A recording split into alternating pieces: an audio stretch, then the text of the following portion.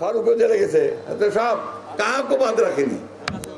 যেই ধানের শীষ কয়েছে, কথা বলছে, বক্তৃতা করছে, সবাইকে যাওয়া হতো। আমি আজকে সকালে আউলিয়াপুরে গেছিলাম। তা আউলিয়াপুরে ওখানে একটা মাদ্রাসায় বসছিলাম। ওখানে আমাদের মহিলা দলের সেক্রেটারি আর আমাদের একজন আসলেন। তার স্বামীকে এমন মারছে যে সে এখন তার কিডনিটা নষ্ট হয়ে গেছে। এখন সে দিনাজপুরে প্রত্যেক 3 দিন যাইতে ডায়ালিসিস করতে। তার স্ত্রী যেহেতু মহিলা দলের নেত্রী, বক্তৃতা করছে, সুতরাং তার স্ত্রীকে বলছে, তার বলছে তোমার ছেলের চাকরিটা গেল।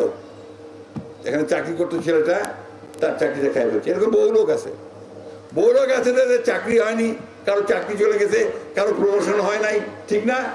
একটাই মাত্র অপরাধ কি, যে মির্জা আলমগীরের বাড়ির লগত বাড়ি, আত্মীয় স্বজন তো বাড়ি দেন, ওদের তো কথাই নাই। ঠাকুরগাঁ বাড়ি হলেই ওর শেষ, যে ওটা তো মির্জা আলমগীরের বাড়ি। তো সরকারটা কি? সরকারটা একটা অভিভাবকও ওঠে। সে সবাইকে সকল সমান চোখে দেখবে, কি হিন্দু, কি মুসলমান, কি বৌদ্ধ, কি খ্রিস্টান, কি বিএনপি, কি আওয়ামী লীগ, কি, তাই না? তো ওইখানে তখন আওয়ামী লীগ ছাড়া কোনো কাজ হবে না। সোজা কথা, ব্যবসা বাণিজ্য যা কিছু আছে সবকিছু আওয়ামী লীগ। এটাকে দলীয়করণ শুধু না, এটাকে একদম পারিবারিককরণ করে ফেলছিল বন্ধুগণ। আমরা আন্দোলন করেছি, লড়াই করেছি, যুদ্ধ করেছি, সংগ্রাম করেছি, আমাদের ছেলে মেয়েরা প্রাণ দিয়েছে। তার বিনিময়ে আমরা একটা হাসিনাকে তাড়াতে সক্ষম হয়েছি, তাই না? মোর বেটি, বড় বেটিটা অস্ট্রেলিয়ার থাকে। তো অস্ট্রেলিয়া থেকে সে গোটা পৃথিবীর মানুষকে যোগাযোগ করে বলছে যে আপনারা জেগে উঠেন, আন্দোলন করেন। আর তারপর যখন হাসিনা পালাইছে, ওই দিন ওরা অস্ট্রেলিয়া থেকে বড় কেক কাটছে, কেকের মধ্যে লিখে রাখছে হাসিনা পড়াইছে। এই যে মানুষের অভিব্যক্তি, অর্থাৎ হাসিনা চলে যাওয়াতে মানুষ একটা শান্তি নিঃশ্বাস ফেলছে বন্ধুগণ। এটা কি অস্বীকার করতে পারবেন? এখন কি কাছেরা রাত্রে ঘুমাতে পারো? কি ফারুক, ঘুমাতে পারো? এখন রাত্রে আরাম করে ঘুমাতে পারে, অন্তত ওই ঘুমটা হচ্ছে এখন।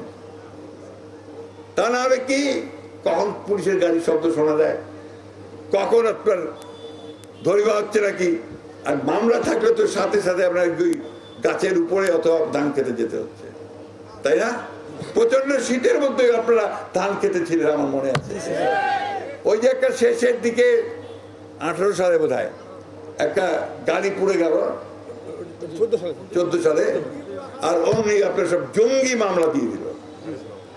জঙ্গি মামলা মানে ধরিবা পারলে আর বেল্টের নাই, ছাড়া হবেনি, ও গেল, এই মামলা দিয়ে দিয়েছিল আপনাদের বেগুন বাড়িতে, ঠিক না?